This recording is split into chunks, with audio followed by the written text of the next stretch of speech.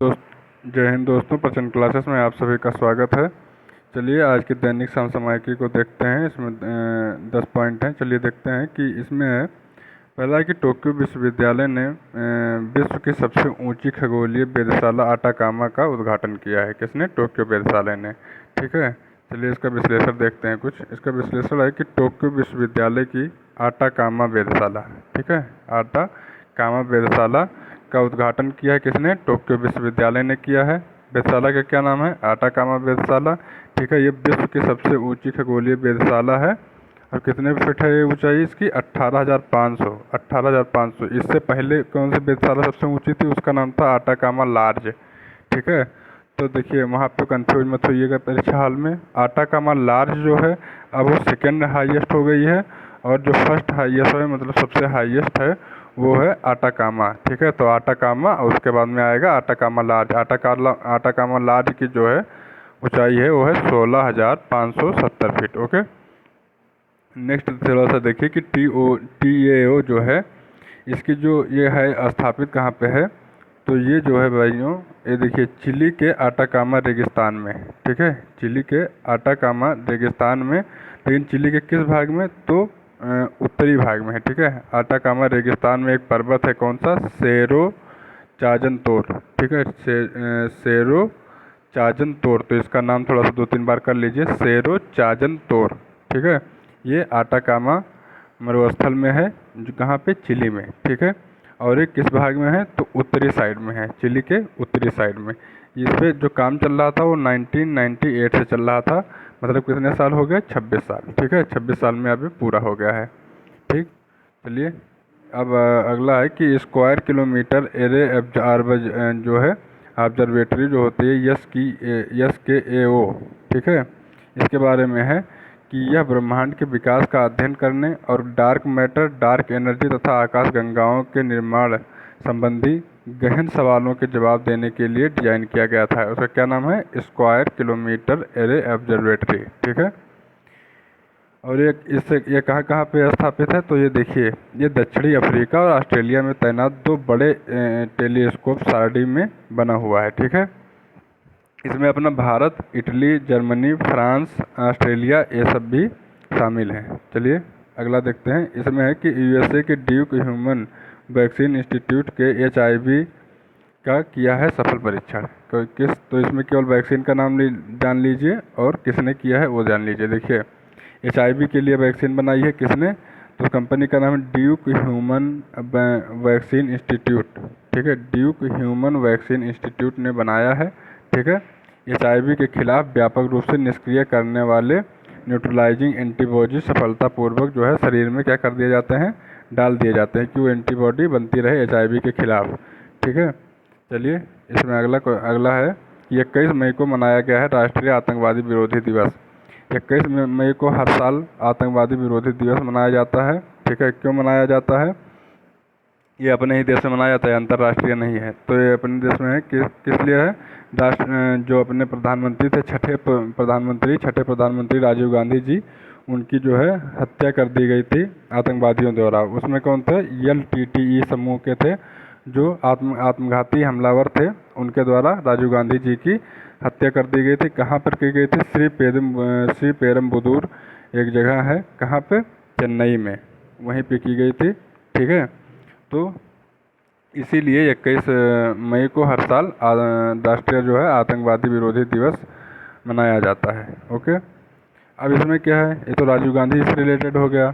अब इसमें है अगला कि 21 मई को और क्या मनाया? तो 21 मई को अंतर्राष्ट्रीय चाय दिवस। तो देखिए 21 मई को राजीव गांधी मतलब कांग्रेस भी है, और 21 दिन को भाजपा भी आ गई। अंतर्राष्ट्रीय चाय दिवस मोदी जी भी आ गए। ये थोड़ा सा याद कर लीजिएगा ऐसे ही कि 21 मई को 2 अंतर्राष्ट्रीय चाय दिवस। ये अंतर्राष्ट्रीय चाय दिवस है और आतंकवाद विरोधी दिवस भी है। ठीक है, तो अंतर्राष्ट्रीय चाय दिवस ये कब से मनाना चालू किए हैं? तो ये 2005 से। ठीक है, 2005 से मनाना चालू किए हैं। हर वर्ष में मनाया जाता है, और 2024 है इस बार।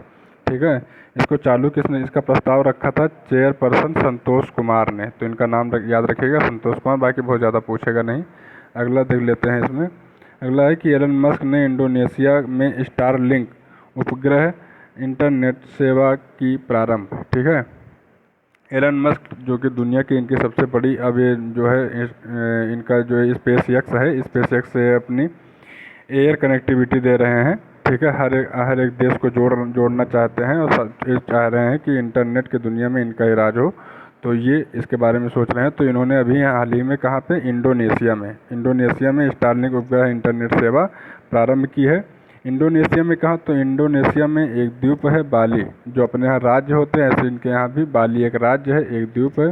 ठीक है, और उसकी जो राजधानी है देनपसार, उसकी राजधानी क्या है, देनपसार। इंडोनेशिया की राजधानी नहीं, बाली की राजधानी है देनपसार। ठीक है, तो वहीं से इन्होंने चालू किया है। ठीक है, और इससे पहले ये अमेरिका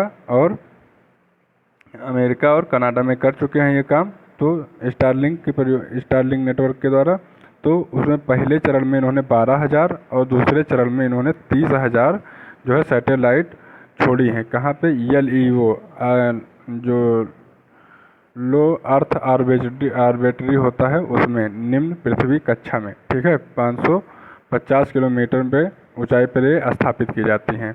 तो 12,000 और 30,000 ये अमेरिका और कनाडा के लिए छोड़ चुके हैं। ठीक, अगला है कि टू लैम होंगे वियतनाम के अगले राष्ट्रपति। आप बता दीजिए कि वियतनाम की स्थिति क्या है, कौन कौन से देशों से जुड़ा हुआ है। चलिए, वियतनाम के सत्तारूढ़ कम्युनिस्ट पार्टी से हैं ये। ठीक है, किस पार्टी से हैं, कम्युनिस्ट पार्टी से हैं। उनका नाम है टू लैम। बस बहुत ज़्यादा जानने की आवश्यकता नहीं है। चलिए आगे बढ़ते हैं। ऑस्ट्रेलिया और उज्बेकिस्तान क्रमशः 2026 और 2029 में करेंगे AFC महिला एशियाई कप की मेज़बानी। कौन कौन, ऑस्ट्रेलिया और उज्बेकिस्तान। ठीक है, ये दोनों AFC जो महिला कप होगा उसकी एशियाई कप की मेज़बानी करेंगे। ठीक है, कब, 2026 में ऑस्ट्रेलिया करेगा और 2029 में उज्बेकिस्तान करेगा। ओके, ये है। तो देखिए, ऑस्ट्रेलिया और उज्बेकिस्तान को क्रमशः एशियाई फुटबॉल परिसंघ, ठीक है, एशियाई फुटबॉल परिसंघ AFC महिला एशियाई कप के 2026 और 2029, तो इसको थोड़ा सा याद रखिएगा। 26 में कौन है, 29 में कौन है। 26 में ऑस्ट्रेलिया है, 29 में आपका कौन है, उज्बेकिस्तान है। ठीक है, चलिए, उज्बेकिस्तान इस टूर्नामेंट में आयोजन करने वाला ये पहला मध्य एशियाई देश बन जाएगा। इससे पहले कोई भी मध्य एशियाई देश ने, ठीक है, इसको आयोजित नहीं किया है। तो इसको याद रखिएगा, हो सकता है इस पॉइंट को दे दे उसमें A और B में। ठीक है, कि A सही है कि B सही है। ये हर 2 साल पर होता है। ठीक है, चलिए अगला है कि गृह मंत्रालय के साइबर क्राइम के नए रूप में डिजिटल अरेस्ट के रूप में बारे में जानकारी, चेतावनी दी है किसने, गृह मंत्रालय ने। तो डिजिटल अरेस्ट होता क्या है, तो देखिए दोस्तों, डिजिटल अरेस्ट ये होता है कि आपको जो आजकल के जो घोटालेबाज चल रहे हैं, तो पीड़ितों को पैसे निकलवाने के लिए क्या करते हैं कि सरकारी अधिकारियों के रूप में आपको कॉल कर देते हैं। पहले तो आपको कोई ऐप डाउनलोड करवा देंगे या आपसे कोई ऐसी गतिविधि करवा लेंगे ऑनलाइन जिसमें आपको फंसा लेंगे या आपके बच्चों को फंसा लेंगे, और फिर क्या करेंगे, उससे आपसे पैसे वसूलेंगे। एक तो ये काम चल रहा है। दूसरा क्या चल रहा है कि पीड़ितों को स्काइप या किसी अन्य वीडियो कॉन्फ्रेंसिंग ऐप के दृश्य के रूप में उपलब्ध रहने के लिए कहा जाता है। आपको फ़ोन कर दिए स्काइप पे, ठीक है, स्काइप पे आपको कह दिया कि ऑनलाइन ही रहना, या व्हाट्सएप पे वीडियो कॉल कर दिया, कह दिया कि हम आपको जो है अभी पूछताछ करेंगे आपसे और आप आधे घंटे 1 घंटे फ़ोन नहीं काट सकते हैं। तो डिजिटली आपको क्या कर लिए, वहाँ पे लॉक कर लिए, आपको बैठा लिए। ठीक है, तो जैसे इन्वेस्टिगेशन होती है जो अपने यहाँ पे जो अपनी लीगल टीम होती है वो लोग करते हैं, तो ऐसे ये लोग डिजिटली करने लगते हैं और आपको क्या करते हैं, डराते हैं, धमकाते हैं और पैसे की उगाही करते हैं। तो इसको डिजिटल गिरफ्तारी कहा जाता है कि आप ऑनलाइन होकर बैठे हुए हैं, उनके सवालों का जवाब दे रहे हैं। ठीक है, जबकि वो लोग होते हैं फ्रॉड। तो इसके बारे में क्या क्या है, जो है गृह मंत्रालय ने जवाब दिया है। और इसको थोड़ा सा ध्यान रखिएगा कि वहाँ पे डिजिटल गिरफ्तारी नाम का पूछ सकता है एग्जाम में कि क्या है, और उससे जुड़े 4 ऑप्शन देगा। तो आपको इसी पे करना है कि भाई आपको ऑनलाइन फंसा के बैठा लिया जाता है और उसमें पैसे की उगाही की जाती है आपसे। ठीक है, चीन के वाणिज्य मंत्रालय ने ताइवान को हथियार बेचने के कारण अमेरिका की 2 कंपनियों को क्या कर दिया है, प्रतिबंध लगा दिया है। तो याद रखिएगा, हाल ही में पूछ सकता है कि हाल ही में कौन से देश ने अमेरिका की कंपनियों को बैन कर दिया है, तो ये है चीन। ठीक है, क्यों, क्योंकि इसने ताइवान को क्या है, बिना चीन के पूछे जो है हथियार सप्लाई किया था। तो क्या है कि एक बयान के अनुसार मंत्रालय ने जनरल एटॉमिक्स एरोनॉटिकल सिस्टम को अपनी अविश्वसनीय संस्थाओं की सूची में डाल दी है। कंपनी का क्या नाम है, जनरल एटॉमिक्स एरोनॉटिकल सिस्टम, ठीक है। यह है कंपनी का नाम, ये अमेरिकी कंपनी है, इसको जो है प्रतिबंधित कर दिया चीन ने। अगला है 55 वर्षीय ज्योति रात्रे माउंट एवरेस्ट फतह करने वाली बनी सबसे उम्रदराज भारतीय महिला, ठीक है। इनका नाम क्या है, इनका नाम है, ये है मध्य प्रदेश की, इनका नाम है ज्योति रात्रे, ठीक है, ज्योति रात्रे। ये फिटनेस कोच हैं, कहाँ की, मध्य प्रदेश की हैं। ज्योति रात्रे जी फिटनेस कोच हैं। 55 वर्ष की उम्र में इन्होंने जो है क्या किया है, माउंटेन एवरेस्ट को फतह किया है। 19 मई 2024 को ये शिखर पर पहुंच चुकी हैं। ओके, इनसे पहले एक जो सबसे ज़्यादा उम्रदराज थी वो कौन थी, वो है 53 साल की संगीता बहल, ये भी अपने भारत देश की हैं। तो ये इनको हासिल था ये खिताब, अब जीत गई हैं ज्योति रात्रे जी, ठीक है। तो चलिए इसमें थोड़ा सा और जोड़ लीजिए कि झारखंड की एक 16 साल की लड़की है, क्या नाम है उसका, काम्या, उसका नाम है काम्या, ने फतह किया है एवरेस्ट, ठीक है। तो काम्या ने फतह किया है, झारखंड की 16 साल की काम्या ने माउंट एवरेस्ट की चोटी फतह की।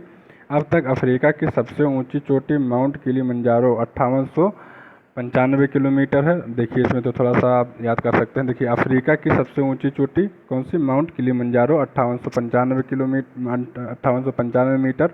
यूरोप की सबसे ऊंची पर्वत माउंट एल्बर्ट, ठीक है, माउंट एल्ब्रस में कितना चढ़ी है ये, 5642 मीटर है, उसको भी फतह किया है, ठीक है। ऑस्ट्रेलिया के सबसे ऊंचे पर्वत माउंट कोसियुस्को जो कि 2228 मीटर है, उसको भी इन्होंने चढ़ लिया है, ठीक है, फतह कर लिया है। तो ये इनका नाम है काम्या और 16 साल की हैं। कहाँ पे चढ़ी हैं ये, इस समय अभी क्यों न्यूज़ में है, क्योंकि इन्होंने माउंट एवरेस्ट को भी फतह कर लिया है, ठीक है। संजीव पुरी वर्ष 2024-25 के लिए भारतीय उद्योग परिसंघ के अध्यक्ष पद पर निर्वाचित हुए हैं। इनका क्या नाम है, संजीव पुरी जी, ठीक है। तो आईटीसी के अध्यक्ष बने हैं, आईटीसी के अध्यक्ष और प्रबंधन निदेशक संजीव पुरी 2024-25 के लिए भारतीय उद्योग परिसंघ CII के अध्यक्ष के रूप में इनको चुना गया है, ठीक है। नाम ध्यान रखिएगा, संजीव पुरी, ठीक है। 2024 में इनको क्या हुआ है कि 2024 में बिजनेस टुडे द्वारा इनको सर्वश्रेष्ठ CEO का पुरस्कार दिया गया है। तो 2024 का सर्वश्रेष्ठ CEO पुरस्कार किसको मिला है, संजीव पुरी को मिला है, ठीक है। और ट्रांसफॉर्मेशनल लीडर अवार्ड दिया गया है इनको 2022-23 का ट्रांसफॉर्मेशनल लीडर का अवार्ड भी दिया गया था, किसके द्वारा, कारपोरेट गवर्नेंस एंड सस्टेनेबिलिटी द्वारा, ठीक है। तो ये भी ध्यान रखिएगा। 2024 का बिजनेस टुडे द्वारा इनको क्या दिया गया है, सर्वश्रेष्ठ CEO का पुरस्कार। तो ये हो गया। और भारतीय उद्योग परिसंघ CII के बारे में थोड़ा सा जान लीजिए कि 1992 में इसका नाम जो है भारतीय उद्योग परिसंघ मतलब CII रखा गया था। इसका मुख्यालय दिल्ली में है।